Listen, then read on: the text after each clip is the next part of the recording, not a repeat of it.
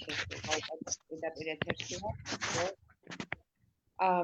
საღამომშვიდობით ძვირფასო მსმენელებო და ძვირფასო მშობლებო, ჩვენ კიდევ ერთხელ ხვდებით ჩვენი პლატფორმიდან. მადლობა ისევ მაგ ჯორჯიას, რომ გვაძლევს საშუალებას, რომ სპეციალისტები დავაკავშიროთ მშობლებს, გავცეთ მათთვის საინტერესო შეკითხვებს პასუხი და დღესაც ისევ ერთ-ერთ საინტერესო თემაზე გვაქვს საუბარი, როგორც ყოველთვის, ეს არის ცერებრული დამბლა, გამომდინარე თქვენი კითხვებიდან, თქვენი სურვილებიდან.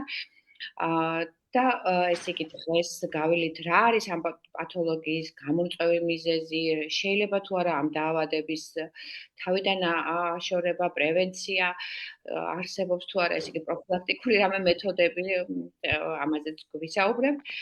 როგორ და როდის უნდა მივიტანოთ ეჭვი დაავადებაზე, რა დახმარების გზები არსებობს, ეს გავაჟღერეთ უკვე ჩვენ საკითხებში, თერაპიის სხვადასხვა საკითხები და ასე შემდეგ.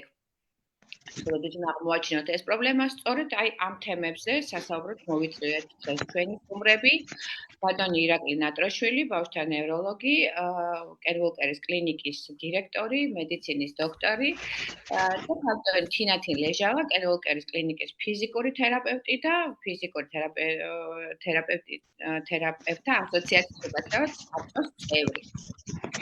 ძვირფასო მშობლებო, ჩვენ და მსმენელებო ყველამ ერთად უკვე ვიცით და მყარად ვიცით, რომ როგორც კი დიაგნოზი დაისმება, რა, როგორ და მანაირად ესაუბრებიან ჩვენი კოლეგები, ბავშვმა აუცილებლად დაიწყოს თერაპია.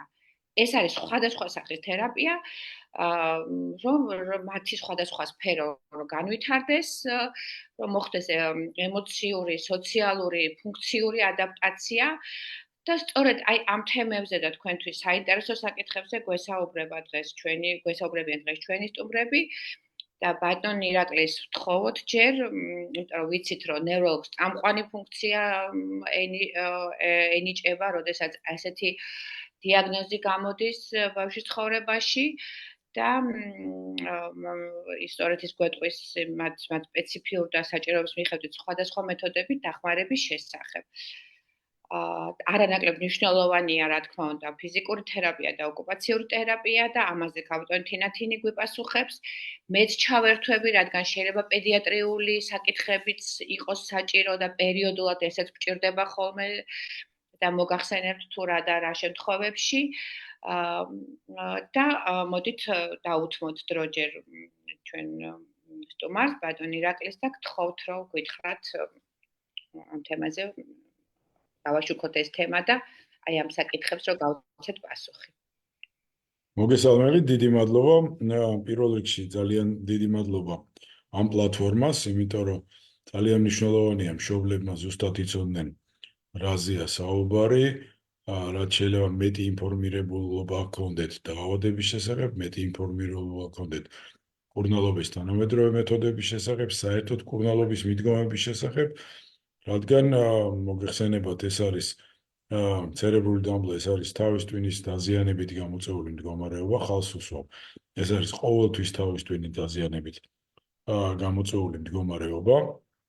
არ არსებობს ცერებრული დამბლა სხვა რაიმე ნერვული სისტემის სხვა რაიმე ნაწილის დაზიანებით. ყოველთვის ცერებრული დამბლის დროს ადგილი აქვს თავის ტვინის დაზიანებას. თვითონ ცერებრული დამბლის განვითარება შეიძლება მოხდეს მუცლად ყოფნის პერიოდში, შეიძლება მოხდეს მშობიარობის დროს და შესაძლოა ეს განვითარდეს პირველი 2 წლის განმავლობაში სიცოცხლის. ანუ ცერებრული დამბლა ქვია განვითარებადი თავის ტვინის დაზიანებით გამოწვეულ მდგომარეობას და განვითარებადი თავის ტვინს მკვლევარები უწოდებენ ჩასახვიდან სიცოცხლის პირველ 2 წლამდე პერიოდს. აი ამ პერიოდში მომხდარი ნებისმიერი დაზიანება თავის ტვინისა არ აქვს ამ დროს ეტიოლოგიას მნიშვნელობა, ეს გამოწვეულია ვთქვათ ტრავმით, ეს გამოწვეულია ვთქვათ რაიმე ნეიროინფექციით ან რაღაცა სხვა ინფექციური აგენტით.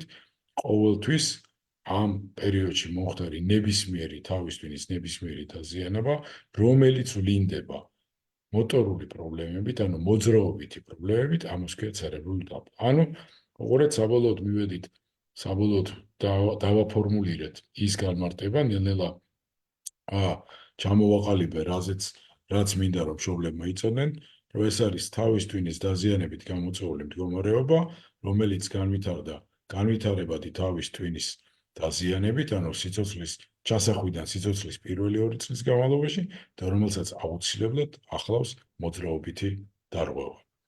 ბატონო ირაკლი, ბოდიშ გიხდით, ჩაგეკითხებით ეხლავე, იმიტომ რომ სათანადო კითხვა არის და თუ შეიძლება რომ აქვე განმარტება გავაკეთოთ. რატომღაც ის აზრი, რომელიც მუსირებს თქვათ, რომ დაბადების შემდგომ 2-3 თვეში შეიძლება გამოვლინდეს და მეტი აღარ, ეს არ შეფარდება სინამდვილეს, ხომ? 2 წლამდე შეიძლება რამე მიზეზის გამო არა, მე ვამბობ უყურეთ 2 წლამდე მომხდარი დაზიანება თავის ტვინის. აჰა. ამას ქვია ცერებრული დამბლა. თორემ შეიძლება თუ არ გამოვლინდა, ეს აღარ გამოვლინდება. ანუ თუ 2 წლამდე მოხდა დაზიანება თავის ტვინის 2 წლის ასაკამდე მომხდარი დაზიანება, ამას ქვია ცერებრული დამბლა.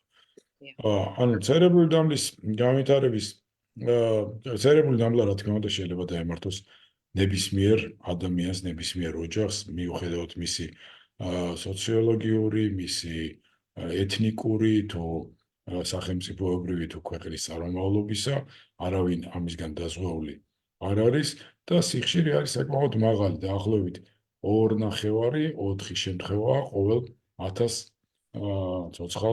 ცოცხალ ჩობილ ბავშვზე. ანუ საკმაოდ მაღალი სიხშირე არის ცერებრული დამბლის და როგორც თქვი უკვე ეს არის თავის ტვინის დაზიანებით გამოწვეული მდგომარეობა, ანუ ყოველთვის ადგილი აქვს თავის ტვინში სისხლის მიმოქცევის დარღვევას. ეს შესაძლოა იყოს. ბატონო ირაკლი, ბოდიშ გიხდით, კიდე ერთი საინტერესო ფაქტი გაჟღერდა, არ ვიცი თქვენ დაეთანხმებით თუ არა, რომ უფრო ხშირი არის ეს პრობლემა შავკანიან ბავშვებში, ვიდრე თეთრკანიან ბავშვებშიო, ბიჭებში უფრო გოგონებშიო და ესე იგი უფრო პრევალირებს უფრო სპასტიური ეს არის ცრუ ამბავი თუ მართალია სპასტიური რასასთან და სქესთან შეჭიდული ეს დაავადება ნამდვილად არ არის და არც რასასთან და არც სქესთან. რაც შეეხება სპასტიურობა, რომ უფრო ხშირად ვლინდება, კი ესეა, იმიტომ რომ სპასტიური ფორმები მართლაც უფრო ხშირი არის ცერებრული დამბლის დროს, ვიდრე სხვა ფორმები. ეს უბრალოდ რაშია საქმე, იცით, ახლა ძალიან ღრმად რო არ წავიდეთ ნევროლოგიურ მეცნიერების განმარტებაში, ხო, თავის ტვინის დაზიანებას ახლავს სპასტიურობა. იმიტომ რომ ეგრეთ წოდებული ზედა მოტონეირონი ზიანდება და ამას ახლავს აუცილებლად სპასტიური გამოვლინება. ამიტომ რახან საუბარია, რომ ცერებრული დამბლა არის თავის ტვინის დაზიანებით გამოწვეული მდგომარეობა, უფრო ხშირი ზუსტად სპასტიური ფორმებია. არასპასტიური ფორმები ვლინდება მაშინ, როცა თავის ტვინის ისეთი სტრუქტურებია დაზიანებული, მაგალითად, როგორც არის ნათხემი დაუშვათ და აი ამ დროს შეიძლება არ გამოვლინდეს სპასტიურობა. სხვა ყველა ფორმის დროს სპასტიურობა სხვადასხვა სიხშირით, სხვადასხვა სიძლიერით, სხვადასხვა ფორმით და სხვადასხვა ლოკალიზაციით აუცილებლად ვლინდება. ამდენად, ანუ ცერებრული დამბლა ეს არის, როგორც თქვი, განვითარებადი თავის ტვინის დაზიანებით გამოწვეული მდგომარეობა, რომელსაც ახლავს მოძრაობის დარღვევა. ცერებრული დამბლის პრევენცია პრაქტიკულად შეუძლებელია. ამისი პრევენცია არის არავინ არ იცის კონკრეტულად რომელმა მიზეზმა რამ გამოიწვია, ძალიან ძნელია ზუსტი მიზეზის თქმა. თუ არის რაიმე ისეთი აშკარა მიზეზი, კი ბატონო, შეგვიძლია ვთქვათ, რომ აი თუ მაგალითად იყო მშობიარობისას ტრავმა, იყო რთული მშობიარობა, გამოიყენეს თქვათ ვაკუუმით ან მაშებით ექსტრაქცია ნაყოფის, კი ბატონო, შეგვიძლია ვთქვათ, რომ ამან გამოიწვია კონკრეტულად თავის ტვინის დაზიანება. არის მთელ რიგ შემთხვევებში ზუსტი მიზეზის თქმა, თუ რამ განაპირობა თავის ტვინის დაზიანება, ამის თქმა ძალიან ხშირად შეუძლებელია. გაპატიეთ, აქვე ჩაგეკითხებით, კითხვა არის შემოსული და ალბათ თემასთან ახლოს არის, ინვიტრო ჩასახვით ხომ არ არის პროცენტულად, ვთქვათ, მეტი წილი, ვთქვათ, ცერებრული დამბლის. ხომ არ გვაქვს ასეთი სტატისტიკა, ან ხომ არ ფლობთ რამე ინფორმაციას? არა, ესეთი პირდაპირ სტატისტიკა არ არსებობს. ეხლა გეტყვით, რატო სვავენ ამ შეკითხვას და ჩემთვის გასაგებია ამ შეკითხვის არსი, რაში მდგომარეობს და რატო ისმება ეს შეკითხვა. აი, როდესაც გადავალ რისკ ჯგუფები, ანუ რისკ ფაქტორები, რომელიც განაპირობებს ზოგჯერ, არა ყოველთვის, ღმერთო დაიფაროს, ყოველთვის ესეთი რამე არ არის. ზოგჯერ შესაძლოა ამ რისკ ფაქტორების არსებობის შემთხვევაში განვითარდეს ცერებრული ნამლა. და ერთ-ერთი რისკ ფაქტორი არის ტყუპის სალობა. ანუ, როდესაც არის რამოდენიმე ნაყოფი ვითარდება ერთდროულად საშვილოსნოში. და მოგეხსენებათ, იმით რომ განაყოფიერების დროს ძალიან ხშირად ხდება ხოლმე რამოდენიმე ნაყოფის ჩასახვა იმისთვის, რომ რისკები იყოს დაზღვეული და შესაძლოა თქვათ ყველა ნაყოფი არ იყოს სიცოცხლისუნარიანი და სამწუხაროდ ხშირად ხდება ხოლმე, რომ 2 ან 3 ნაყოფია ერთდროულად და რომლებიც შესაძლოა, რა თქმა უნდა, ეს არის მხოლოდ რისკ ფაქტორი, ეს არ ნიშნავს არავითარ შემთხვევაში. არ მინდა რომ ესე გაიგოს ვინმემ და მით უმეტეს მშობლებმა და შეეშინდეთ, რომ არიქათ ყუპებზე ვარ ბევრჯერ და აუცილებლად ცერებრული დამლით მეყოლება ბავშვი, არავითარ შემთხვევაში ასე არავინ არ უნდა გაიგოს, მერთმა დაიფაროს, ესე არ არის, მე ვამბობ, რომ ეს არის უბრალოდ რისკ ფაქტორი. ისევე როგორც რისკ ფაქტორი არის დაბალი წონა დაბადებისას, ისევე როგორც რისკ ფაქტორი არის დღენაკლობა და სხვა და სხვა. რისკ ფაქტორი თავისთავად დაავადებას არ ნიშნავს. რისკ ფაქტორი ნიშნავს იმას, რომ ასეთ ბავშვის განვითარებაზე საჭიროა უფრო სკრუპულოზური დაკვირვება. მეტი არაფერი. უფრო ხშირად მიყვანა ექიმთან, უფრო ხშირად დაკვირვება მისი განვითარების ტემპზე და მის ბავშვის განვითარებაზე. მეტი არაფერი. რისკ ფაქტორი არავითარ შემთხვევაში. კიდევ ერთხელ ვამბობ, არ ნიშნავს, რომ აუცილებლად ყველა შემთხვევაში უნდა კონდეს ცერებრული დამლა, ან ყველა შემთხვევაში უნდა კონდეს რაიმე დარღვევა სხვა ტიპის. დაპატიეთ, აქვე როგორც პედიატრი დავამატებ ალბათ, რომ თქვენ როგორც ბრძანეთ, ეს არის ბავშვის ესე იგი ხშირი მონიტორინგი პედიატრის და საჭიროების შემთხვევაში ნევროლოგის მიერ, შეფასების სკრინინგ კითხვარი და აი ამ სკრინინგ კითხვარის გარკვეულ პერიოდის განმავლობაში, რომელსაც ვაკეთებთ ხოლმე პედიატრები და სკრინინგ კითხვარის რაღაცა ვთქვათ საჩოთი რომ ან რაღაც დამაეჭვებელ პასუხების შემთხვევაში მხოლოდ შემდგომ გადამისამართება, ისედაც რა თქმა უნდა ვაკეთებთ გადამისამართება ბავშვთან ნევროლოგებთან, რომლებიც უკვე სპეციალური კითხვარებით და სპეციალური მეთოდიკით აფასებენ ბავშვებს. ხო, სწორედ კი, აბსოლუტურად, ხო. ანუ გჭირდება უფრო სკრუპულოზური, უფრო ინტენსიური, უფრო ხშირი დაკვირვება ბავშვის განვითარებაზე. თუ ბავშვის განვითარება მიმდინარეობს ნორმალურად, კიდევ ერთხელ ვამბობ, რისკ ფაქტორი არაფერს არ ნიშნავს და აბსოლუტურად რა თქმა უნდა, ვიცით რომ ძალიან ბევრი მადლობა ღმერთს, ძალიან ბევრი ჯანმრთელი და უამრავი ჯანმრთელი ტყუპისცალი ყავს, უამრავი ჯანმრთელი დღენაკლი ბავშვი ყავს და უამრავი თქვათ დაბალი წონის მშობიარობა დაბადებისას დაბალი წონის მქონე ახალშობილი ყავს, რომელიც ძალიან კარგად განვითარდა. კიდევ ერთხელ ვამბობ, რისკ ფაქტორი ეს არ ნიშნავს დაავადებას, რისკ ფაქტორი ნიშნავს, რომ ამ ბავშვის განვითარებაზე საჭიროა მეტი ყურადღების მიქცევა, მეტად სკრუპულოზურად დაკვირვება და ამას უნდა მიაქციონ მშობლებმა პირველ რიგში ყურადღება, და ეს უნდა იცოდნენ დედებმა, რა თქმა უნდა, და უფრო ხშირად უნდა მიაკითხონ პედიატრებს, რომ მათ ისინი დააკვირდნენ ბავშვის განვითარებას და საჭიროების შემთხვევაში გადაამისამართონ უკვე სპეციალისტებთან, ნევროლოგებთან ან რეაბილიტაციის კლინიკებში. მადლობა. ეხლა რაც შეეხება თვითონ მკურნალობას, ვიტყვი რომ სამწუხაროდ რევოლუციური ცვლილებები ცერებრული დამლის მკურნალობაში ბოლო 10 წლების განმავლობაში არ მომხდარა. ეს არის მულტიდისციპლინური მიდგომა აუცილებლად, იმიტომ რომ არავისთან შემთხვევაში მე არავის არ ურჩევ, რომ ერთი რომელიმე სპეციალისტი, რომელიმე დარგის, რომელიმე მიმართულების იყოს მხოლოდ არჩეული და მას დაეხმო. ყოველთვის საჭიროა მულტიდისციპლინური მიდგომა, ან მიდგომა, როდესაც ბავშვის მკურნალობაში ჩართულია სხვადასხვა დარგის სპეციალისტები.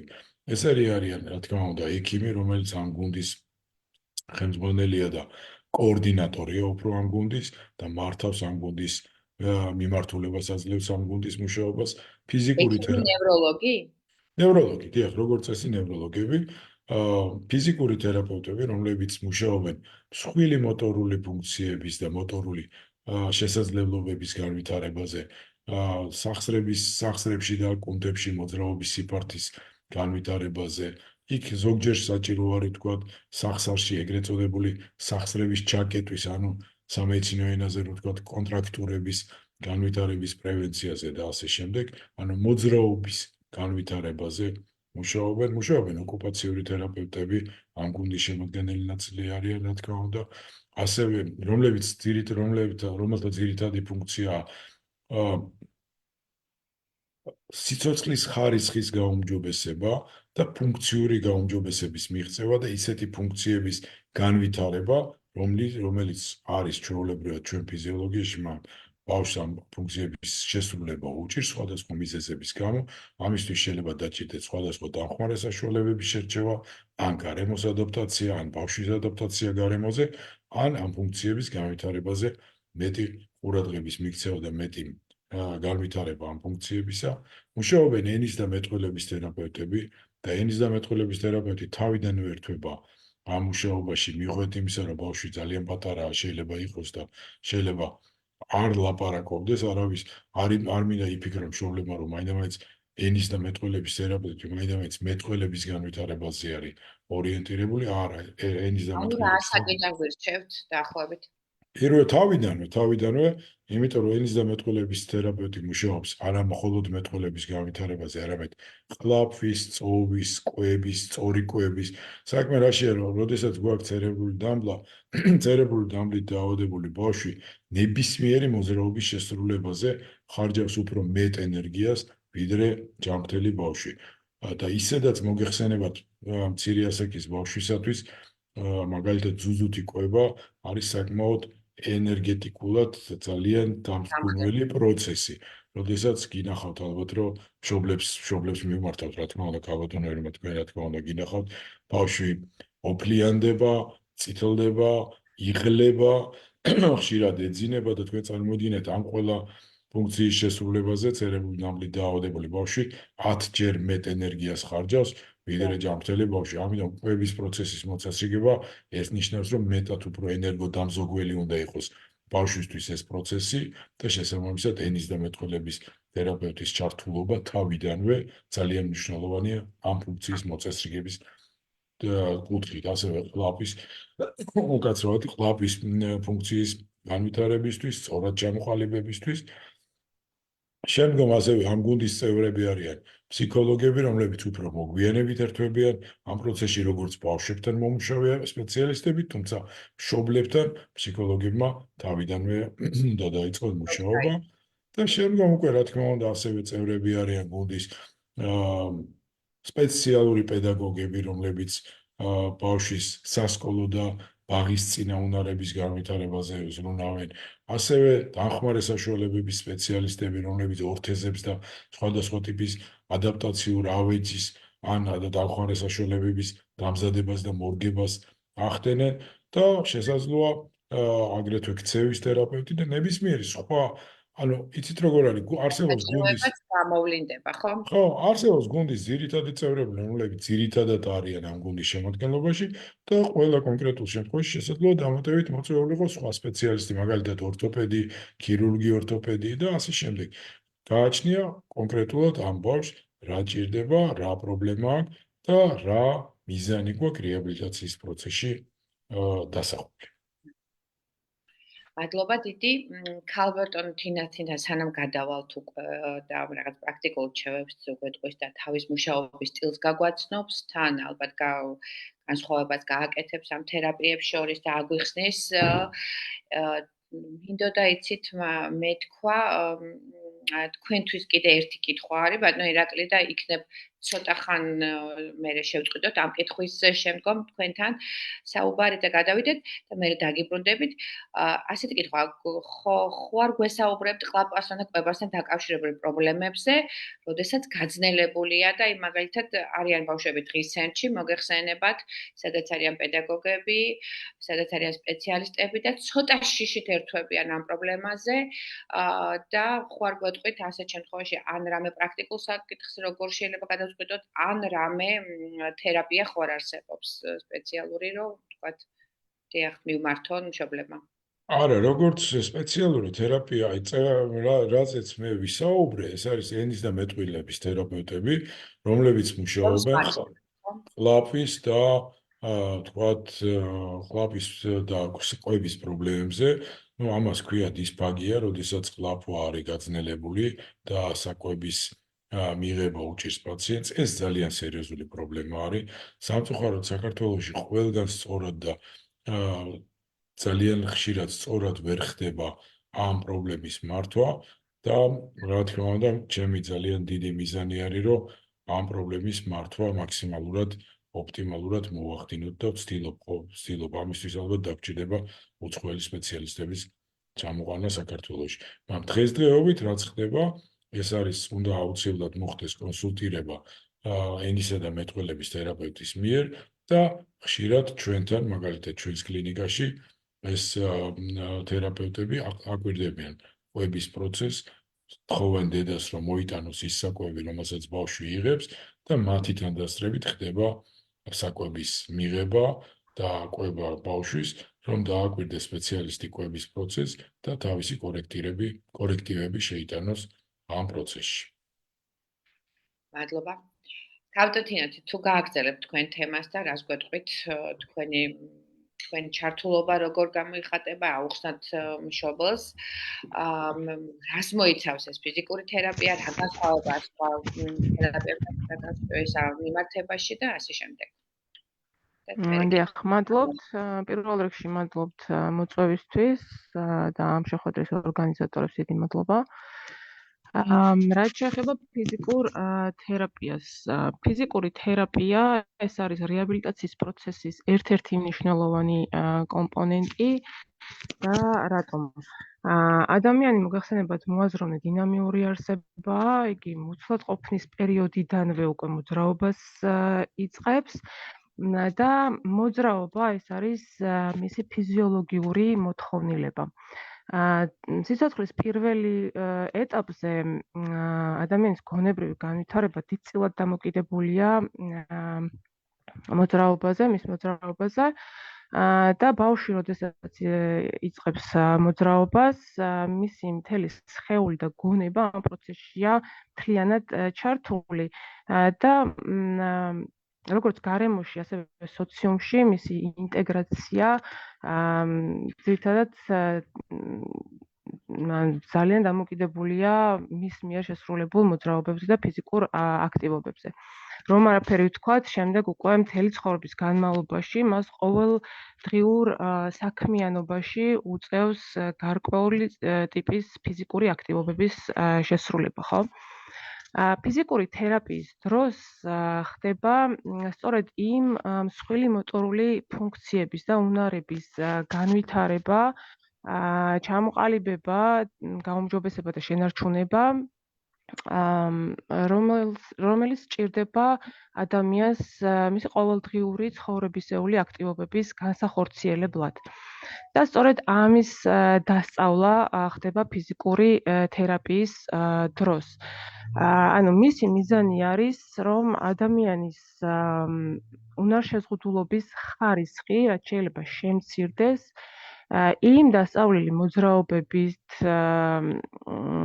რომელიც გამოადგება მას ამ ყოველდღიურ აქტივობებში და ადამიანი გახდეს ამის საშუალებით უფრო მეტად დამოუკიდებელი და ფუნქციური. იმასთან დაკავშირებით თუ რა განსხვავება ფიზიკურ თერაპიასა და ოკუპაციურ თერაპიას შორის, დიახ, ეს კითხვა იყო დასმული თუ არ ვწდები. სწორედ აი ამ უნარჩვევების ყოველდღიურ ცხოვრებისეულ გამოყენებაში, დანერგვაში და გამყარებაში ეხმარება ოკუპაციური თერაპევტი უკვე ბავშვს. გარდა იმისა, რომ კიდევ სხვა მრავალ ფუნქციაზე მუშაობს ოკუპაციური თერაპევტი, მათ შორის წვრილ მოტორულ ფუნქციაზე, გონებრივ განვითარებაზე, საზოგადოებაში ინტეგრაციაზე, ასევე აი ამ ფიზიკური თერაპიის დროს განვითარებული უნარჩვევების გამოყენებაში და ცხოვრებაში დანერგვაში ეხმარება ბავშვებს. ამიტომ ამით გაიტანოს საზოგადოებაში და ამით იცხოვროს. დიახ, ანუ ის მოძრაობები, რასაც ჩვენ ვასწავლით კლინიკაში, ეს არ დარჩეს კლინიკაში და მან გამოიყენოს ეს მის ყოველდღიურ აქტივობებში. და ამის დახმარებით უკვე გახდეს მეტად ფუნქციური და დამოუკიდებელი ბავშვი. ეს არის პრინციპში მთელი რეაბილიტაციური გუნდის მთავარი მიზანი, ხო? დიახ, არც კიდე თუ რაიმე შემიძლია ესეთი. არ არის საკმარისი კითხვები და თქვენ რას გვეტყვით კიდე თქვენ მეთოდიკებზე, როგორ მუშაობთ ბავშვს, როგორ რამდენ თერაპია არის საჭირო, რაღაც ისეთი პრაქტიკული ძალიან ფაქტობრივი ჩვევები, რომელიც მშობლებს გამოადგება, თუ შეიძლება რო გითხრათ. დიახ, ძირითადად კლინიკაში ჩვენ ვიყენებთ NDT მეთოდს, ანუ ნეიროგანვითარებითი მეთოდია, იგივე ბობატის ტექნიკა, რომლის ძირითადი მიზანი, ასე ვთქვათ, ძალიან გასაგებად რომ იყოს მშობლებისთვის ახსნილი, ეს არის ბავშვის განვითარების ეტაპები და მისი მოძრაობითი პატერნები მაქსიმალურად შეძლების დაგვარად, მაქსიმალურად მიუახლოვოს ფიზიოლოგიური განვითარების ნორმებს და ფიზიოლოგიურ მოძრაობებს. ეს არის მთავარი მიზანი ამ თერაპიის. აქ მნიშვნელოვანი არის განვითარების იერარქიულობა. პირველ რიგში ხდება მუშაობა აი ამ ანომალური მოძრაობების შეძლების დაგვარად მაქსიმალურად გასწორებაზე და ფიზიოლოგიურ მოძრაობასთან მიახლოებაზე. შემდეგ ხდება უკვე ტონური და მარტივი რეფლექსების მართვა და ამაზე მუშაობა და ამის შემდეგ ხდება უკვე გასწორების და წონასწორობის რეაქციებზე მუშაობა. ეს შეიძლება მოკლედ რო ითქვას ამ მეთოდიკასთან დაკავშირებით. რაც შეეხება თვითონ რეაბილიტაციის ხანგრძლივობას და რამდენი თერაპია უნდა ჩატარდეს და ასე შემდეგ, პირველ რიგში რა თქმა უნდა, გეგმა, სამკურნალო გეგმა მუშავდება მთლიანი გუნდის ანუ მოლაპარაკებით და ერთმანეთში განხილვით. და ამას ექიმი წარმართავს, რა თქმა უნდა, ის წყვეტს კონკრეტულ ბავშვს, რომელი კონკრეტული თერაპიები ჭირდება, რა ინტენსივობით და რა ხანგრძლივობით. რაც შეეხება თვითონ ფიზიკურ თერაპიასთან დაკავშირებით, პირველ რიგში, რა თქმა უნდა, ხდება ბავშვის ფიზიკური მონაცემების და შესაძლებლობების შეფასება. რა თქმა უნდა, ასაკის და სქესის და ასე შემდეგ გათვალისწინებით. ჩვენთან კლინიკაში ამის შეფასება ხდება GMFM-ისა და GMFCS-ის შკალების გამოყენებით, ხოლო ამის შემდეგ ხდება უკვე მოკლევადიანი და გრძელვადიანი მიზნების დასახვა და ვარჯიშთა კომპლექსების შერჩევა კონკრეტული ბავშვის შემთხვევაში. Აბადია, ჩემი კითხვა არის შეიძლება ცოტა შედილეტატორი, სქესის მიხედვით რატომ ხდება ეს? აბსოლუტურად არის მცირე.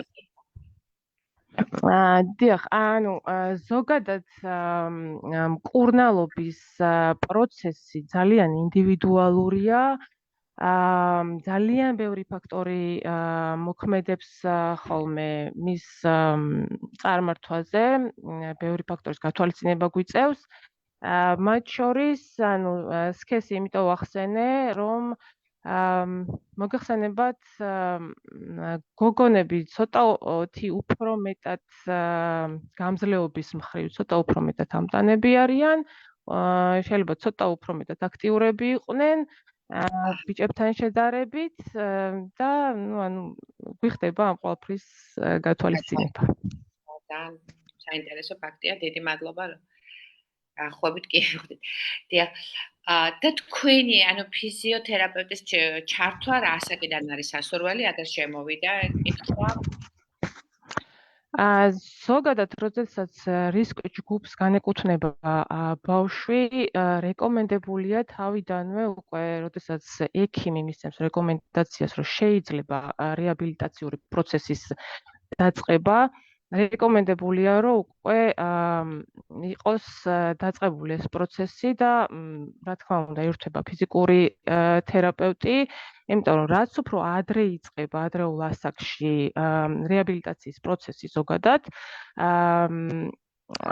მით უფრო უკეთესი შედეგი შეიძლება დაიდოს გამოსავლის მხრივ, რადგან აი ბატონი ირაკლი დამეთანხმება 2 წლამდე ასაკში ბავშვის თავის ტვინის პლასტიურობა ძალიან მაღალ დონეზეა და იმ ჯანმრთელ უბნებს, დაუზიანებელ უბნებს უფრო მეტი შანსი აქვს გადაინაწილოს დაზიანებული უბნის ფუნქცია და ითვისოს უფრო კარგად და სწრაფად ესა თუ ის მოძრაობა.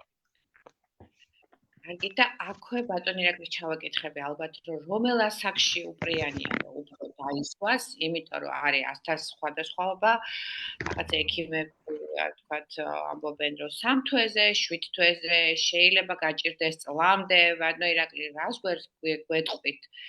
ალბათ სტატისტიკურად თუ აი თქვენი პრაქტიკული გამოცდილებებით რა დროს უფრო ისმის დიაგნოზი და როდის გვაქვს დაგვიანებული შემთხვევები?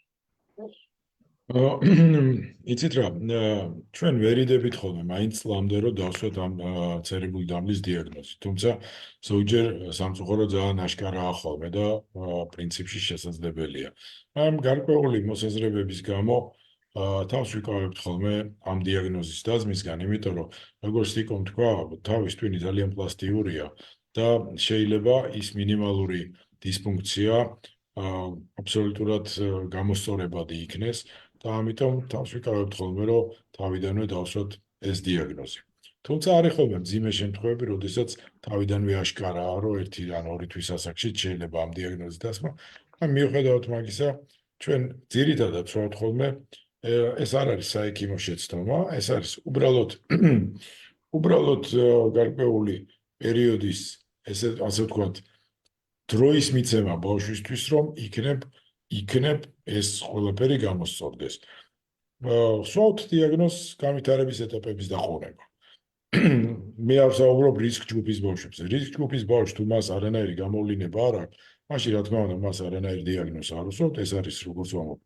როგორც ვთქვით, რისკ ჯგუფის ბავშვი, რომლის განვითარებაზე ხდება დაკვირვება და შეიძლება რაღაცა პრევენციული ზომების გატარება, მაგრამ თუ არის განვითარების ეტაპების დაყოვნება, ანუ ბავშვის განვითარება ჩამორჩება ასაკს, მაგალითად, ვიცით რომ აი ის მსხვილი მოტორული ფუნქციები, რომელიც მშობლებმა შეუძლიათ შეაფასონ, როგორ ვითარდება, ხო? აი თავის ჭერა თქვათ იწყებს ბავშვი 1 თვიდან და 3 თვის ასაკისათვის უკვე კარგად უნდა ეჭიროს, მყარად უნდა ეჭიროს თავი და აღარ უნდა უვარდებოდეს თავი. თქვათ თუ ვერ უჭირავს თავი, უკვე შეფერხება არის, ხო? 3 თვის და 4 თვის ბავშვს თუ თავი ვერ უჭირავს.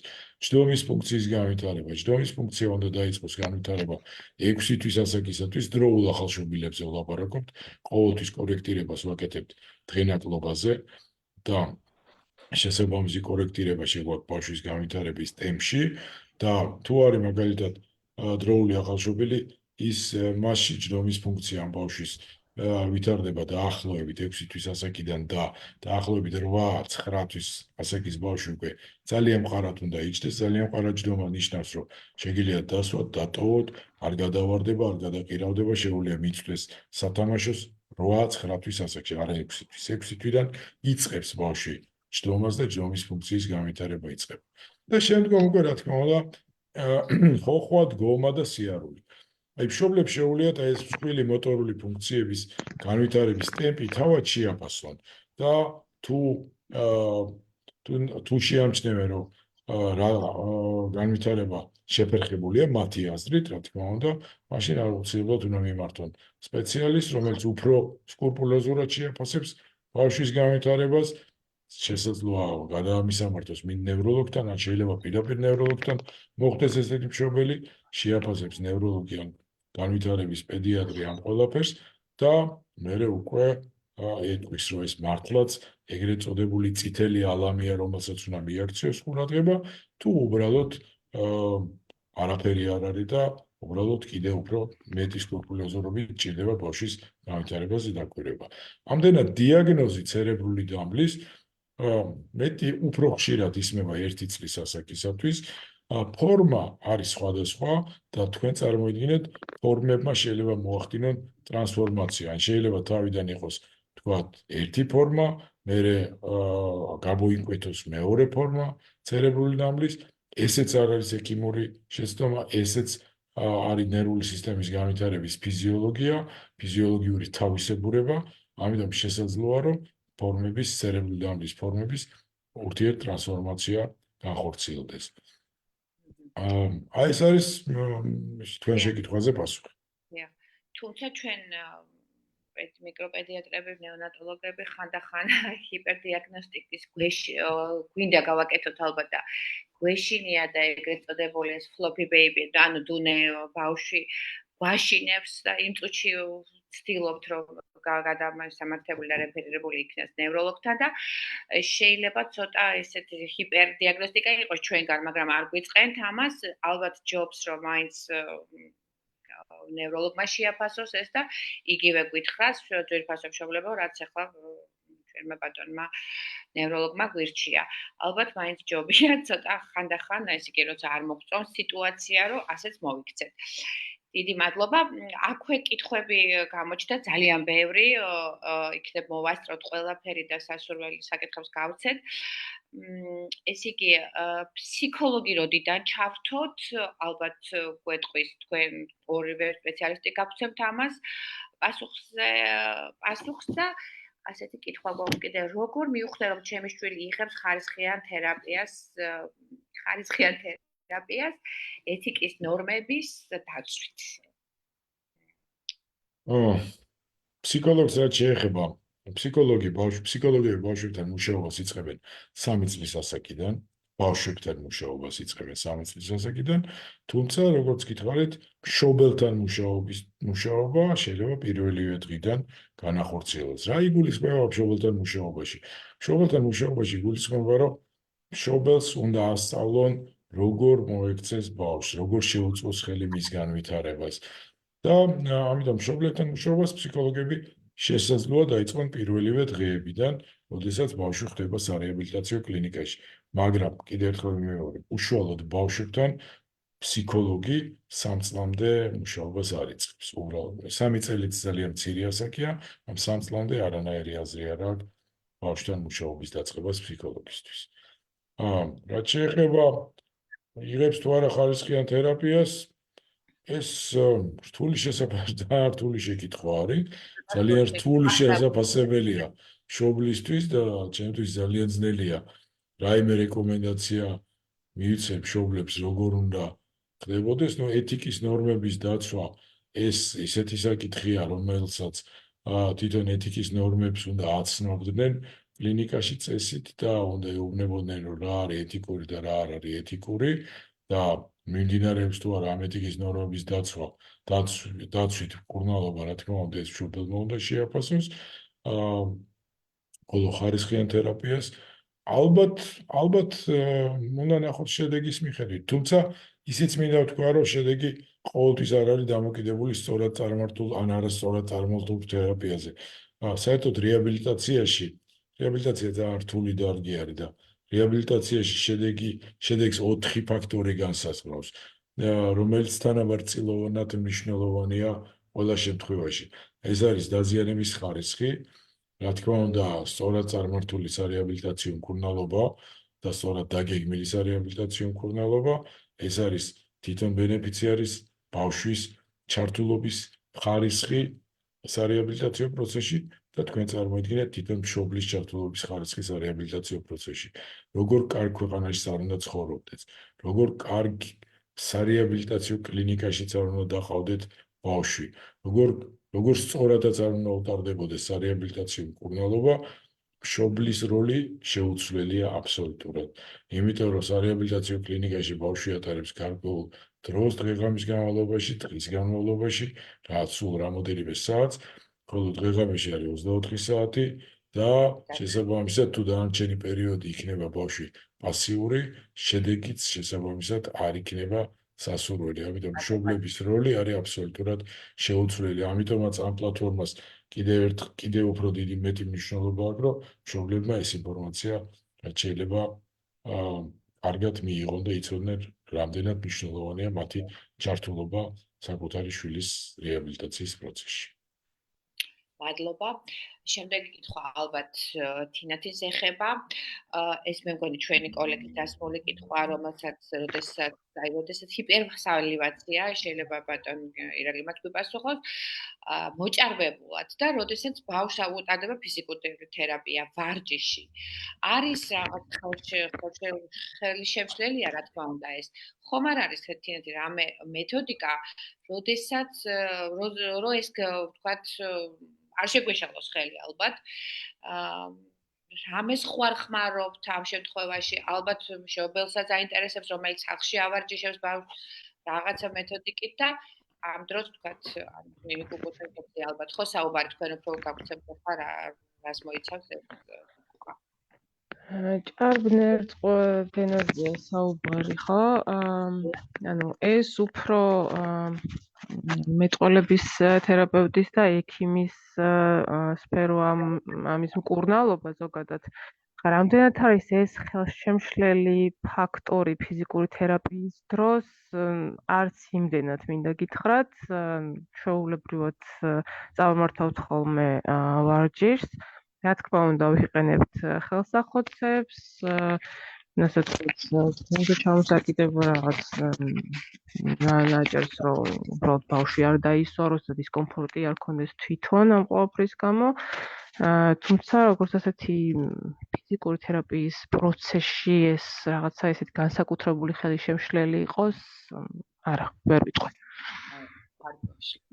ნუ მაინც ალბათ რომ ექიმა გადაგვიწყვიტოს ეს რომ რა თქმა უნდა, მკურნალობის მეთოდებზე ალბათ ბატონი ირაკლი უფრო კომპეტენტურად გაგცემთ პასუხს. ბატონო, კითხვები შემოვიდა მაგაზე, მაგრამ სანამ მაგაზე გადავთ ბატონი ირაკლი და კითხვები წამოვიდა მედიკამენტოზური ქიმიური პრეპარატებით მკურნალობა და კიდევ მე როგორც ექიმი ძალიან ხშირად მეკითხებიან ალბათ სხვადასხვა მეთოდიკაზე და ეს მე არ მეკუთვნით, თქვენ გეკუთვნით ღეროვანი უჯრედების გადანერგვის თერაპიაზე რომ გითხრათ და სანამ ამაზე გადავალთ, ასეთი კონკრეტულ კითხვაზე თუ არ შეწუხდებით, ეპილეფსიურ ფონზე, ვესტის სინდრომის დროს, ვესტის სინდრომის დროს ვარჯიშზე საინტერესოა თქვენი მოსაზრება, ალბათ ორივე რესპონდენტს გულისხმობს ავტორი, რამდენად შესაძლებელია გარკვეულ შედეგზე ვესტის სინდრომი არის ეპილეფსიური გულყრების ერთ-ერთი ყველაზე მძიმე გამოვლინების სინდრომი და ყოველი გულყრის დროს იღუპება თავის თვიში ნეირონების გარკვეული, ანუ თავის თვინის უჯრედების გარკვეული რაოდენობა. შესაბამისად, რა თქმა უნდა, ეპილეფსიური გულყრების არსებობა ძალიან გვიშლის ხელს რეაბილიტაციის პროცესში და ნებისმიერი რეაბილიტაცია ეს არის აქტიური პროცესი და თავის მხრივ სარეაბილიტაციო მკურნალობამ შეიძლება გაამწვავოს და უფრო მეტად ხელი შეუწყოს გულყრების განვითარებას. ამიტომ ეს საკითხი არის ძალიან ინდივიდუალურად გადასაწყვეტი. ძალიან რთულია ერთ მნიშვნელოვნად პასუხის გაცემა. გააჩნია როგორ მიდის გულყრების სიხშირე, რამდენად ხშირია გულყრები, როგორია დინამიკა გულყრების განვითარების, ძალიან ინდივიდუალური. ამიტომ ჩვენ როგორც წესი, თუ ძალიან შეუპოვარია გულყრების სიხშირე და რაოდენობა, რაღაცა პერიოდით ვაჩერებთ რეაბილიტაციის პროცესს, რომ მოხდეს წამლებით მაქსიმალურად კუპირება გულყრების ან მათი სიხშირის შემცირება და მაგრამ ის რომ ეპილეფსია აბსოლუტურად ხელისშემშლელი იყოს სარეაბილიტაციო პროცესისა, ამას ჩვენ რა თქმა უნდა არ ვამბობთ და მიმდინარე ეპილეფსიური გულყრების დროსაც ვატარებთ სარეაბილიტაციო პროცესს, იმიტომ რომ ეს დრო ძალიან ძვირფასია და არ უნდა დავკარგოთ. თუმცა ძალიან სიფრთხილით უდგებით ამ საკითხს. ანუ ერთ მნიშვნელოვანი ესეთი რეცეპტი არ არსებობს. ყოველთვის ვთქვით, რომ ინდივიდუალურად მივუდგეთ მშობელთან ერთად, რა თქმა უნდა, აუცილებლად მშობელთან ერთად ვსაუბრობთ და ერთად ვწყვეტ ამ საკითხებს. მადლობა. შემდეგ კითხვა ასეთია, ალბათ უბრუნდებიან თქვენ საუბრებს, როგორ მიხვდეთ მშობელი ამ დიაგნოზის ნიშნებს პირველი 2 წლის განმავლობაში? ამაზე გავეცით პასუხი, ალბათ უფრო მოხდება გადამისამართება პედიატრის მიერ, როდესაც არის საშიშროება ან რაღაცა, ვთქვათ, ვერ მიხვდა პედიატრი, ჯობია რეფერირება გააკეთოს, ხო სწორი ვამბობ, თუ არა დაგვიმატეთ რამე თქვენი მოსაზრება და კიდევ რას ნიშნავს კორექტირებაო ეს ცოტა ვერ გავიგე ალბათ ჩვენ ხوار თქვით რამეზე არა მე ვთქვი ეს დღენაკლობაზე კორექტირება ანუ როდესაც თუ არის თქვათ ბავშვი დღენაკლული არის დაუშვათ თუ არის გესტაცია თქვათ 7 თვის და მოგეხსენებათ დროული ახალშობილი ეს არის 9 თვე გესტაციის ასაკის თუ არის თქვათ 7 თვის გესტაციის შესაბამისად ამაზე უნდა გავაკეთოთ კორექტირება აი მაგალითად თუ უნდა დაიწყოს თავის ჭერა დროულმა ახალშობილმა 2-3 თვის ასაკისათვის დღენაკლის შემთხვევაში კორექტირებას ვაკეთებთ და თუ იწყებს მაგალითად 4 თვის ასაკში ესეთი ბავშვი თავის ჭერას თვლით რომ ეს არის აბსოლუტურად ნორმალური. ჩვენ პედიატრები დავამატებთ ხოლმე რომ დღენაკლული ახალშობილი სრულად ბოლომდე რჩება ხოლმე დღენაკლული. და ამიტომ ესეც ყველაფერი გასათვალისწინებელია და არ უნდა შეგვეშინდეს და ეს ყველაფერი ჩვენს მიერ, ექიმების მიერ არის ხოლმე გათვლილი და ამაზე არ უნდა შევშინდეთ. კარგით, ეხა ალბათ ისევ ბატონ ირაკლისთან არის კითხვები, რა არის მკურნალობის თანამედროვე მიდგომა, ხომ არ არის რამე ახალი?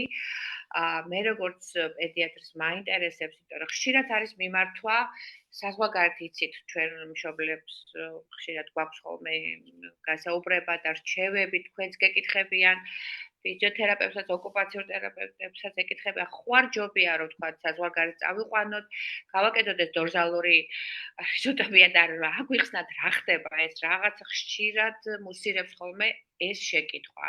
თუ შეიძლება რომ ამ მკურნალობის ამ მეთოდიკაზეც ანუ როგორც თავიდან თქვი სამწუხაროდ რევოლუციური ცვლილებები ცერებრული დამბლის მკურნალობაში ბოლო დაახლოებით 1-40 წელიწადი არაფერი არ დიდად არ შეცვლილა გარდა იმისა რომ იყო ადრე უფრო სამედიცინო მოდელი, ეხლა არის უფრო მულტიდისციპლინური მიდგომა. თვითონ მედიკამენტი სამწუხაროდ ესეთი, რომელიც ცერებრული დამბლის დროს გამოიყენება სპეციალურად და რომელიც კურნავს ცერებრულ დამბლას, სამწუხაროდ ესეთი მედიკამენტი დედამიწის ზურგზე არ არსებობს.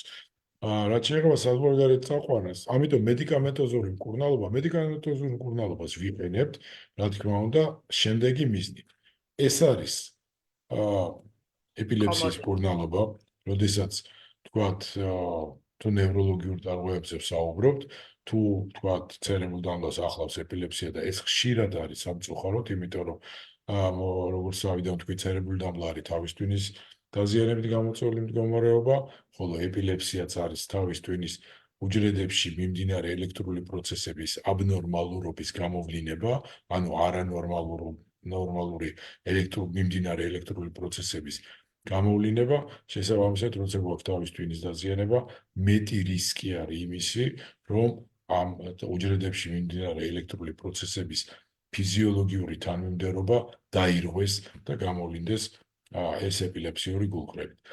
ამიტომ ჩვენ მედიკამენტებს ვიყენებთ, თქვათ, თუ არის ეპილეფსიური გულყრები, მედიკამენტებს ვიყენებთ იმ შემთხვევაში, თუ გჭირდება სპასტიურობის მართვა და სპასტიურობის შემცირებაზე ბრძოლა და ამისთვისაც არსებობს მთელი რიგი მედიკამენტები და თუ არის, თქვათ, დამატებით რაიმე ისეთი ძილის დარღვევა ან ქცევის დარღვევა, ამ შემთხვევაში შეიძლება იყოს გამოყენებული რაღაც მედიკამენტები.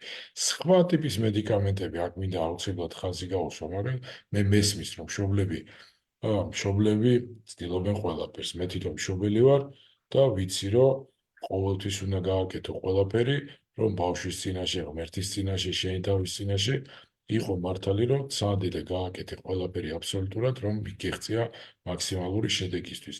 მაგრამ მინდა ვთქვა, რომ სამწუხაროდ ეს მედიკამენტებიც, რომელიც ზოგჯერ ძალიან ძვირადღირებულია, ეგრეთ წოდებული თავის ტვინის ყვებავი მედიკამენტები, ეს არის სრული უტოპია, ესეთი მედიკამენტები დედამიწის ზურგზე არ არსებობს და არანაირი აზრი ამ მედიკამენტების მიცემას არ აქვს. ამ მედიკამენტებს აქვს ესეთი ეფექტი, ეგრეთ წოდებული გამოფხიზლების ეფექტი, როგორც მაგალითად დიდი რაოდენობით ყავა ან რაიმე ესეთი სტიმულატორი პრეპარატი, დაუშვათ Red Bull-ი რო დალიოთ დიდი რაოდენობით და უცებ რაღაცა გარკვეულად ტონუსში მოგიყვანოთ ამ პრეპარატმა.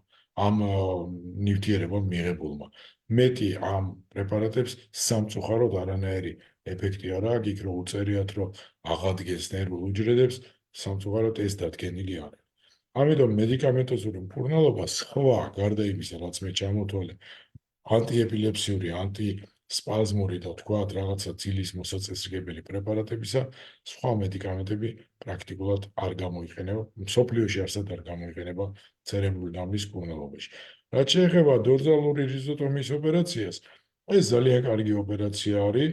ეს არის სპასტიურობასთან ბრძოლის ერთ-ერთი მეთოდი. სამწუხაროდ საქართველოში ეს ოპერაციები ჯერჯერობით არ კეთდება. კეთდება მთელ მსოფლიოში, მათ შორის, რა თქმა უნდა, თურქეთის რესპუბლიკაშიც კეთდება ეს ოპერაციები. ეს არის ხერხემალზე უკანა სვეტების შერჩევითი გადაკვეთის ოპერაცია. ეს არის ნეიროქირურგიული ოპერაცია და ანუ უკანა სვეტი არის ხერხემალში ჩვენ გვაქვს წინა სვეტი და უკანა სვეტი, უკანა რქა და წინა რქა და უკანა რქით ხდება უკანა რქები, ან მარტივად ვთქვა, ეს არის სპასტიურობაზე პასუხისმგებელი რქები. ანუ ის იმპულსები, რომლებიც იწვევენ კუნთებში ტონუსის მომატებას, ხერხემალში ხდებიან უკანა ზურგის ტვინში ხდებიან უკანა რქების საშუალებით. ანუ თუ გარკვეულ ნაწილს ამ უკანა რქებისა გადავკვეთავთ ნეიროქირურგიულად, ნაკლები იმპულსი შემოვა და ნაკლები დაჭიმულობა გამოვლინდება.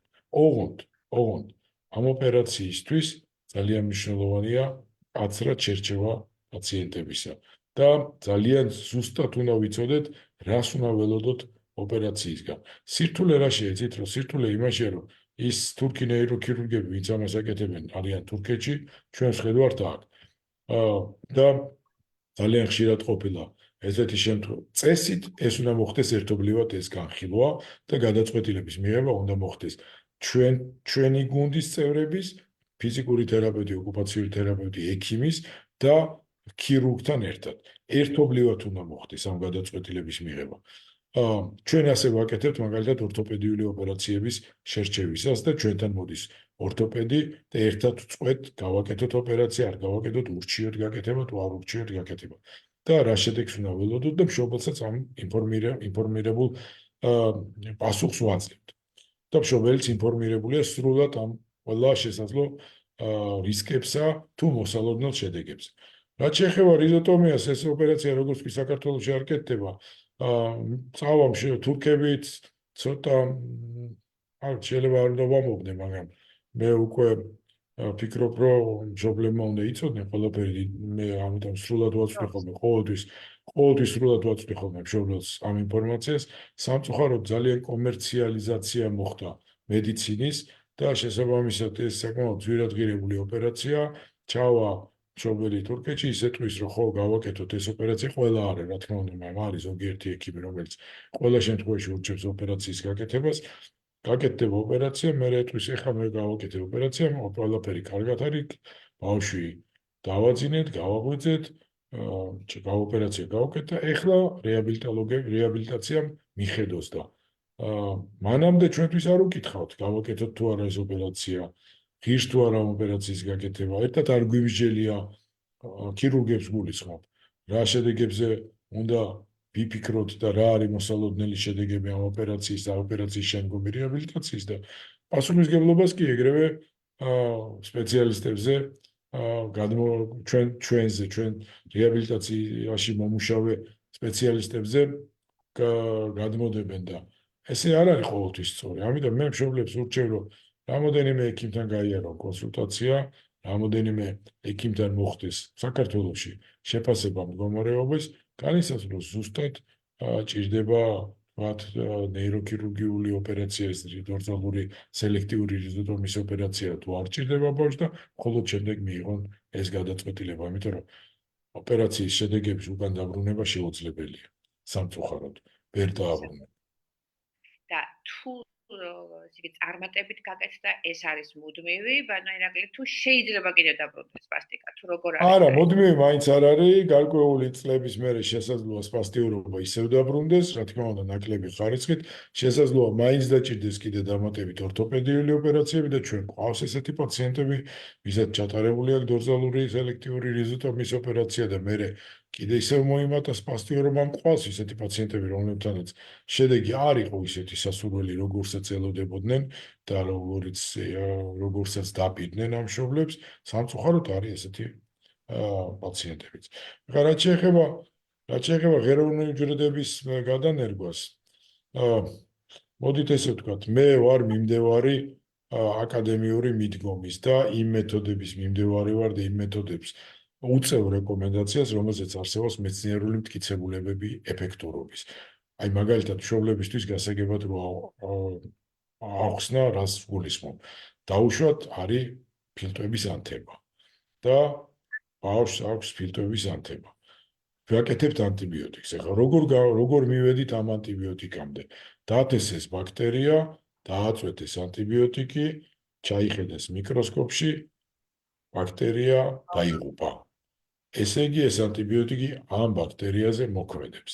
იგივე ბაქტერიით დაავადდა ადამიანი პნევმონიით, გადაუღეს რენტგენოგრაფიული სურათი, ჩაუტარეს კომპიუტერული ტომოგრაფია ფილტვების, ნახეს რომ არის ანთება, დაუნიშნეს ეს ანტიბიოტიკი, გადაუღეს ეს სურათი, ბავშვის მდგომარეობა, ან დასრულის მდგომარეობა გაუმჯობეს და გადაუღეს სურათი, პნევმონია ალავდა. ესე იგი, ეს ანტიბიოტიკი მოქმედებს.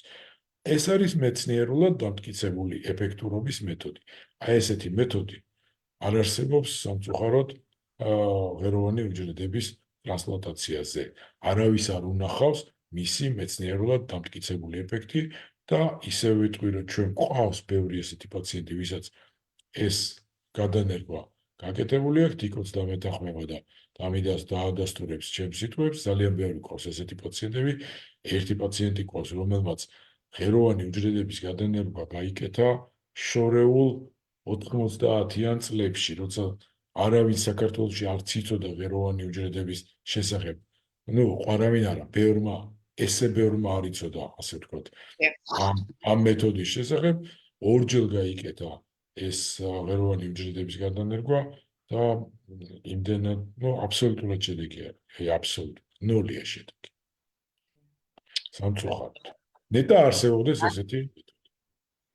კარგია, რომ განმარტეთ ეს, იმიტომ რომ ძალიან ბევრი კითხვა შემოდის, არა მარტო ცერებრულ დაბლას, აი ეს სასწაულია, მაგრამ აუტიზმზეც საუბრობთ, იცით ხოლმე, რომ თქვენ ხდებათ, რომ ეს ხო არ არის რაღაც, ვთქვათ, მტკიცებულებებზე დაფუძნებული მედიცინა და სულ ამაზე ვაღადებთ და მადლობთ, რომ გვიპასუხებთ. ეხლა ალბათ თინეთის ეხება კითხვა, უფრო შეიძლება ორივეს. ბავშვი ალბათ ფიზიურ თერაპიას გადიოდა, ცერებრული დამბლის მქონე ბავშვი და დაფიქსირდა გვიანი ეპილეფსია. ასეთ შემთხვევაში ალბათ გვიანი ეპილეფსია ნიშნავს, რომ ბანოირაკლი რომ არ იყო ხო რაღაცა პერიოდი და აღმოცენდა ეპილეფსია. ერთი კითხვა ასეთი, რომ ეს დასაშვებია, ანუ გვიან შეიძლება აღმოცენდეს ეპილეფსია და ალბათ გვეტყვით, რომ კი და მეორე თინათინი გუგუპასუხებს, რომ ასეთ შემთხვევაში ფიზიკურ თერაპია წყდება თუ ნევროლოგთან მიმართებაში ისმის თქვენი თერაპიის გაგრძელების აუცილებლობა. როგორც თქვი, ეპილეფსია ეს არის თავის ტვინის უჯრედებში მიმდინარე ელექტრული პროცესების და ეს ელექტრული პროცესები ეს არის ფიზიოლოგია, ეს არ არის რაიმე დარღვევა. ჩვენ ორგანიზმში ყველა პროცესი, ყველა იმპულსის გადაცემა, ყველა ქმედება მიმდინარეობს ელექტრული პროცესების შედეგად. მიმდინარე ელექტრული პროცესების შედეგად. შესაბამისად, ეს ნორმა არის, მაგრამ ცერებრული და ეპილეფსია ეს არის, როდესაც აი ამ პროცესების ფიზიოლოგიური თანმიმდევრობა ირღვევა და ვლინდება ეგრეთ წოდებული ზედმეტი განმუხტვა, ზედმეტად იმუხტება უჯრედები და მერე გულყრარი განმუხტვა, აი როგორც წარმოიდგინეთ, როდესაც იძაბება სამყარო და ძალიან მოღრუბლულია და აი დაძაბულობა იგრძნობა ჰაერში და მეხი რო გავარდება და ამ მეხის გავარდნას თითქოს განმუხტვა მოყვება ბუნებაში. და დაახლოებით იგივე არის ეპილეფსიური გულყრა. როდესაც ზედმეტად იმუხტება თავის ტვინის უჯრედები, არ ხდება იმ პროცესების ფიზიოლოგიური ირღვევა იმ პროცესების ფიზიოლოგიური თანმიმდევრობა და შემდგომ ხდება ეპილეფსიური გულყრა, რომ განიმუხტოს თავის ტვინი. და რა თქმა უნდა, შესაძლოა ამის რისკი, როგორც ვთქვი, აღმოცენების, როცა გვაქვს თავის ტვინის დაზიანება, უფრო მეტია, ვიდრე თავის ტვინის არ დაზიანების შემთხვევაში. ამიტომ იქიდან გამომდინარე, რომ ცერებრული დამლარი თავის ტვინის დაზიანებით მიმდინარე მდგომარეობა, შესაბამისად რისკი ეპილეფსიის განვითარებისა არის უფრო მეტი, ვიდრე იმ შემთხვევაში, როცა არ გვაქვს თავის ტვინის დაზიანება. და თინათი თქვენ რას დაგვიმატებთ? მაინც აგრძელებთ ხო? ნევროლოგების რაც შეეხება ფიზიკურ თერაპიას ეპილეფსიის დროს არ აქვს მნიშვნელობა ეს თავიდანვე გამოვლენილი ეპილეფსია იქნება თუ შემდგომ განვითარებული ნებისმიერ შემთხვევაში რა თქმა უნდა ძალიან მჭიდროდ თანამშრომლობა მიდის ექიმთან და ეპილეპტოლოგთან და მხოლოდ მათი რეკომენდაციების მიხედვით ხდება უკვე გაგრძელება რეაბილიტაციური პროცესის. გააჩნია რამდენად მძიმედ მიმდინარეობს, რამდენად ინტენსიურია შეტევები და ძალიან ესეთი დაკვირვებად ყოველდღიური მიმდინარეობს იმასთან დაკავშირებით, მატულობს, კლებულობს თუ იგივე ინტენსივობით გრძელდება და ამ ყველაფრის გათვალისწინებით ხდება მერე სიტუაციის შეჯამება ექიმთან ერთად და გადაწყვეტილების მიღება. შემსუბუქდეს, ვთქვათ, რა თქმა უნდა, ისედაც მსუბუქად მიმდინარეობს მაგ დროს ვარჯიშები და ვარჯიშთა კომპლექსი უფრო მსუბუქია შედარებით სხვა შემთხვევებთან. შემცირდეს თუ არა, ვთქვათ, ხანგრძლივობა ფიზიკური თერაპიის და ინტენსივობა, თუ საერთოდ შეწყდეს ამ ეტაპზე და ვაცადოთ ბავშვს და ექიმებს, რომ იქნებ როგორმე კუპირება მოხდეს ეპილეფსიური შეტევების და ამის შემდეგ მოხდეს გაგრძელება უკვე ფიზიკური თერაპიის. რომ ხელი არ შეუწყოთ აი პროვოცირებას შეტევების. თქვათ გვაქვს ესეთი მძიმედ მიმდინარე ეპილეფსია, ბანო ირაკლი, როდესაც პაციენტი 2-3 პრეპარატს იღებს და ეს ვიცით ჩვენ ნორმალურია, თქვენს მიერ დანიშნული, ნევროლოგების მიერ დანიშნული. ამ შემთხვევაში, აი, საერთოდ ფიზიკური თერაპიის გარეშე დავტოვოთ პაციენტი, თუ რაღაცა უკვე სენსორულზე გადავდივართ, რა თერაპიას გვირჩევთ ამ დროს, როდესაც თქვათ ესეთი აქტივობა კუნთების შეიძლება არ იყოს კარგი მისთვის. ძალიან ინდივიდუალურია. ამიტომ ეს რამე რეცეპტის რჩევა და გაცემა ძალიან მიჭირს, იმიტომ რომ ეს არის ძალიან ინდივიდუალური. გააჩნია ასაკს, გააჩნია მდგომარეობას, გააჩნია კონტრაქტურების არსებობას ან არარსებობას, გააჩნია მოძრაობის ხარისხს. ეს დამოკიდებულია, რა თქმა უნდა, მთლიანად არ წვეთ აქტიურობას და მიუხედავად იმისა, რომ პოლითერაპიაზე იმყოფება ბავშვი და რამოდენიმე ანტიკონვულსიური პრეპარატს იღებს, მიუხედავად იმისა, მაინც შეიძლება გარკვეული დოზით სარეაბილიტაციო მკურნალობა გაგრძელდეს და უნდა გაგრძელდეს კიდევ. ეს ძალიან ინდივიდუალურია, ამიტომ ყოველი შემთხვევა უნდა იყოს ინდივიდუალურად განხილვის საკითხი. ასეთი შეკითხვა არის, ალბათ ესეც თქვენ გეხებათ. სპაზმები მხოლოდ გადაღების დროს ჩანს, ჰიპს არითმია, ეს ალბათ თქვენ უნდა გვიპასუხოთ. ეს ალბათ ძალიან ისეთი კატასტროფული მდგომარეობა არ არის ხომ და შეიძლება რომ აბსოლუტურად თავისუფლად ფიზიკურ თერაპიაში ჩაერთოს ბავშვი ხომ? ჰიპს არითმიაც არის ეპილეფსიის ერთ-ერთი ფორმა და თქვენ წარმოიდგინეთ ვესტის სინდრომის ერთ-ერთი ელექტროგრაფიული დამადასტურებელი ჩანაწერი. ამიტომ აუცილებლად გჭირდება ეპილეპტოლოგის მეთვალყურეობა და მკურნალობა. შემდგომი კითხვა ასეთია. თავის ტვინის დაზიანებით გამოწვეული მხედველობის ნერვის ატროფიის დროს ორივე თვალის მხედველობას მაინც შეძლებს მხედველობა თუ არის დარჩენილი, როდესაც არ არის ანატომიურად თვალის პრობლემა. ცოტა რთული კითხვა ალბათ. თუ არის მხედველობის ცენტრის, ანუ კეფაში მდებარეობს, კეფის წყილში მდებარეობს მხედველობის ქერქული ანალიზატორი, თუ არის ქერქული ანალიზატორი სრულად დაზიანებული, მიუხედავად იმისა, რომ თვალის ანატომიური სტრუქტურა არ არის დაზიანებული, მხედველობა მაინც დაზიანებული იქნება, რა თქმა უნდა. გააჩნია დაზიანების ხარისხს. შეიძლება შეიძლება მე მესმის რომ მშობლებისთვის შეიძლება ცოტა რთული გასაგები იყოს, რომ თვალს არაფერი არ ჭირს და რატო ვერ ხედავს ბავშვი, ჩვენ თვალებით არ ვხედავთ. თვალი არის უბრალოდ ორგანო, რომელშიც ხდება სხივი, სინათლის სხივი, ეს სხივი მერე გარდაიქმნება ელექტრულ იმპულსებად, ეს ელექტრული იმპულსები მიდის მიემართება თავის ტვინის, ანუ თვალი მხედველობის ნერვების დახმარებით და მხედველობის ტრაქტის დახმარებით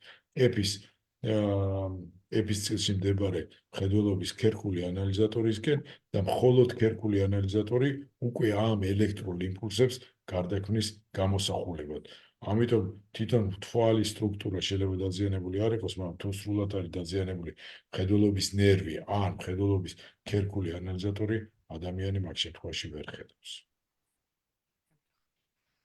და ისევ ქირურგიულ ესეთი ჩარევის მეთოდიკაზე შემოვიდა კითხვა, როდესაც არის დისტონია, დისკინეზიური შერეული ფორმის ცერებრული დამბლა, შეიძლება თუ არა ამ ნეიროქირურგიული ჩარევაზე ფიქრიო.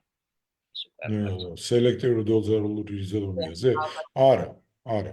სელექტიური დოზალური იზოტომია კონკრეტულად გამოიყენება მხოლოდ იმ შემთხვევაში, როდესაც გვაქვს სპასტიური დიპლეგია, ანუ ქვედა კიდურებში არის მომატებული მეტად სპასტიურობა და დაზიანება ვლინდება უფრო ქვედა კიდურებში და მხოლოდ ამ შემთხვევაში გამოიყენება. როცა არის ტოტალური სპასტიურობა და მით უმეტეს როცა არის დისკინეზური ფორმა ცერებრული დამბლის, სელექტიური დოზალური იზოტომის გამოყენებას აზრი აქვს. მაგითო ამბობ, ყველა ინდივიდუალურ შემთხვევაში უნდა მოხდეს ბავშვის შეფასება, დაისახოს სარეაბილიტაციო მკურნალობის მიზნები, გეგმა და იმის მიხედვით მოხდეს ამ გადაწყვეტილების მიღება. კარგით და ალბათ უკვე დასასრულს უახლოვდება ჩვენი ლაივი.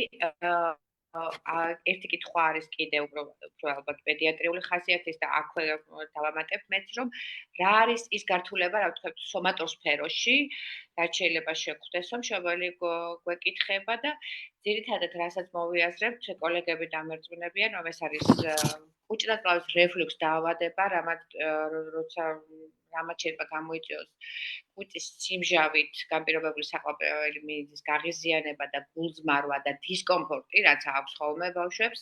ამ დროს, რა თქმა უნდა, უკვე დიეტოთერაპიას ვიწყებთ, ცხიმიანმა ცხარემ, ჟავესაკვებმა შეიძლება გაგუღიზიანოს.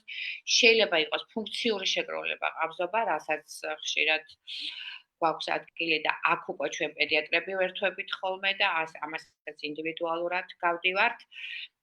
და ამაზე ალბათ ადრე გქონდა საუბარი, თუ გნებავთ კიდე კონკრეტულ კითხვებზე გიპასუხებთ, თუ იქნება ძირითადად აი ეს ხდება ხოლმე, რა თქმა უნდა არის როგორც უკვე ვთქვით ყლაპის და სითხის და მყარი ნივთიერების მიღების პრობლემა, ამასაც როგორც ვთქვით თერაპევტთან ერთად განვიხილავთ ხოლმე და ბოლოს თინათი თქვენ ხომ არ გნებავთ რომ რაღაცა რჩევა უთხრათ მშობლებს ან კიდე რამე არ ურჩიოთ და ამით ალბათ ძალიან საინტერესო ლაივი უნდა დავასრულოთ. გადავაჭარბეთ დროს და დიდი მადლობა თქვენ ამისთვის რომ დაგვითმეთ დრო, მართლა საინტერესო გამოვიდა და უამრავი კითხვები დაისვა. გისმენთ თინათი თუ რაღაც დიახ, რჩევას რაც შეეხება აქ საუბარი და კითხვებში ისმოდა, ანუ ძალიან ბევრ საშუალებას ყველა მხრიდან ეძებენ მშობლები, ასეც უნდა იყოს. იმისათვის რომ რაც შეიძლება მაქსიმალურად კარგი შედეგი მიიღონ. თუმცა ნებისმიერ შემთხვევაში როგორი მეთოდიც არ უნდა იყოს გამოყენებული და შერჩეული ბავშვის მკურნალობაში, მშობლის ჩართულობის და აქტიური მონაწილეობის გარეშე ძალიან რთულდება ხოლმე ზოგადად შედეგზე გასვლა, ანუ რას გულისხმობ. როდესაც ფიზიკური თერაპევტი იქნება ეს, ოკუპაციური თერაპევტი, მეტყველების თუ სხვა ნებისმიერი თერაპევტის მიერ რაღაცა რეკომენდაცია არის გაცემული, ვთქვათ, სახლში როგორ წარიმართოს ესა თუ ის პროცესი, აუცილებლად მე მესმის, რომ ეს ძალიან დამღლელი პროცესია, მაგრამ ეცადნონ მშობლებმა როგორმე გაითავისონ ის, რომ ეს რუტინაში უნდა ჩაჯდეს და აუცილებლად უნდა მოხდეს ამ რეკომენდაციების გათვალისწინება და მუდმივად ბავშვთან შესწორება, პოზიციონირება იქნება, ეს მოძრაობა იქნება, მეტყველების თუ კვების მხრივ იქნება თუ სხვა რეკომენდაცია, აუცილებლად ეს ასე ვთქვათ, ზედმიწევნით მშობლებმა უნდა შეასრულონ და იმუშაონ ამ კუთხით, იმიტომ რომ როგორც ბატონმა ირაკლიმ აღნიშნა, ბავშვი კლინიკაში ატარებს რამდენიმე საათს, 2-3 საათი შეიძლება და დანარჩენ დროს ის ატარებს სახლში, ჩვეულ გარემოში და ზუსტად აი ამ ჩვეულ გარემოში უნდა მოხდეს აი ამ ახალი უნარჩვევების დანერგვა და რუტინული გამეორება, რადგან ჩვენ გვჯერა, რომ თუ სისტემატურად ბავშვის ტვინს მივაწოდებთ სწორ იმპულსებს, სწორ ინფორმაციას, სწორ პოზიციებს, მოძრაობებს და ამ შემდეგ, ტვინი დროთა განმავლობაში ამ ყველაფერს იმახსოვრებს. ადაპტირებას დიახ. მადლობა.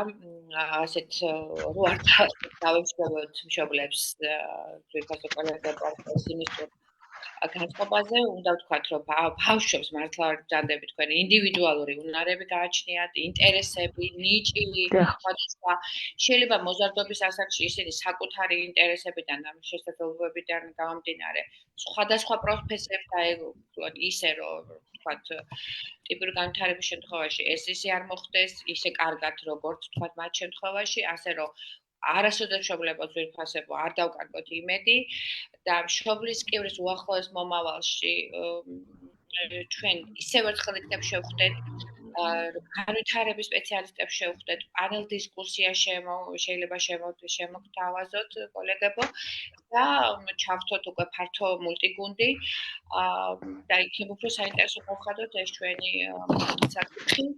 ძალიან დიდ მადლობას გიხდით დღევანდელი საღამოსთვის, თქვენი დროისთვის, გემშვიდობებით.